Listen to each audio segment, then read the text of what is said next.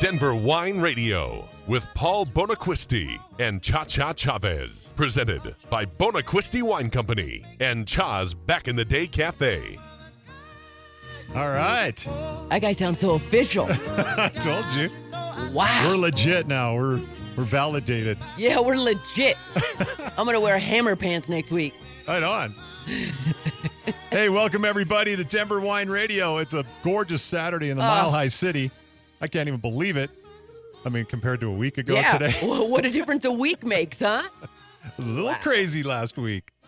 So, hey, you know what? Well, by the way, I'm Paul Bonaquisti. And I'm Cha-Cha Chavez. Yeah. Yeah. Feels good to be behind a microphone again with my friend Paul. Yeah, this is awesome. So I've been in the wine world for about 12 years now after I left radio a long time ago. And going to talk about wine. And music. And music, too. And the way they blend together so smoothly. Oh, yeah. And you know what? It's National Drink Wine Day. And we're going to start early. I see all these bottles on the table, right? That's right. That's right. So it could be tomorrow. I'm not sure. I got a little confused, but, every day is National Drink Wine Day at the winery. Right. But, but we've got a special guest coming in a little bit, John Garlich, who's the owner and winemaker at Bookcliff Vineyards up in Boulder. So he's bringing in his Malbec, Colorado Malbec. I brought in a couple of Malbecs today, one from Argentina and one from France, where Malbec originates. Okay. So. And since this is the part of the show where they educate me and you on wine, and my first question is, okay, what is it? Because that's the thing. You say, okay, this wine pairs up with this kind of food, or why? Well... You're gonna tell us. I'm gonna tell you. So, so wine, wines have you hear these metaphorically speaking, all these flavors. Okay, right. I smell cherries. I smell cinnamon. I smell apples. Boone's Farm. Yeah. So, I smell Skittles. But anyway, So look, when you cook food at home, all those foods you make at home have similar smells, right? Oh yeah. I mean, and you flavors. Hey, if you're cooking chicken fajitas. Yeah. You got a lot of lime in there, right? Right. Okay. So then it's easy to match up a wine that has that characteristic to it, some kind of citrus characteristic. That will blend in with it. Yeah. And will enhance the flavor of whatever that you're cooking, whether it's beef or chicken or fish or whatever. Exactly. Okay. So that's what that's all about. But where did the names come from? Like Malbec, what does that mean? Well, Malbec is the name of a grape. Oh, it's the name of a grape. It's the name of a grape. Okay. See, I didn't know that. Right, and that grape originates in southwestern France. Okay. And but Argentina planted that grape a long time ago, and they've made a name for themselves with Malbec. So whenever people hear Malbec now, they kind of think of Argentinian wine. So is it just kind of like is it kind of like chilies? Like if a chili is grown in a certain region, it will have a different flavor, a different size, a different texture. I mean, is it the same thing? It's the exact same thing. Wow. So chilies. So like your favorite, Hatch, dude, New Mexico. You know what? My mind is going, because I'm originally from New Mexico, and as most everybody knows, I'm living in Colorado and New Mexico, kind of going back and forth. And Paul and I were talking last week, and I said, well, maybe I'll buy some land in New Mexico, and I'll start growing grapes there. But I have a better idea now. Okay, what if we got we became I don't even know what you would call it. What do you call wine people who mix different grapes and all that kind of stuff? Oh, like a viticulturist? Yeah, that. I don't know. Is that right? Yeah. So we'll take. Yeah. Oh, an enologist. Is that what it is? Okay. I don't even know the term.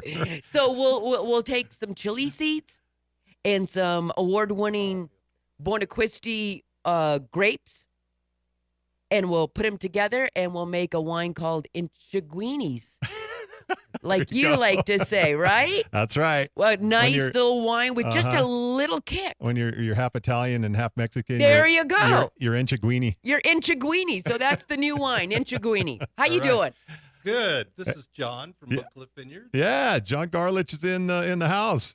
And he brought some wine. So, hey, welcome to Thanks. Denver Wine Radio, John. Hey, thanks for the invite, guys. Man, anytime. Anytime. So, what'd you bring us?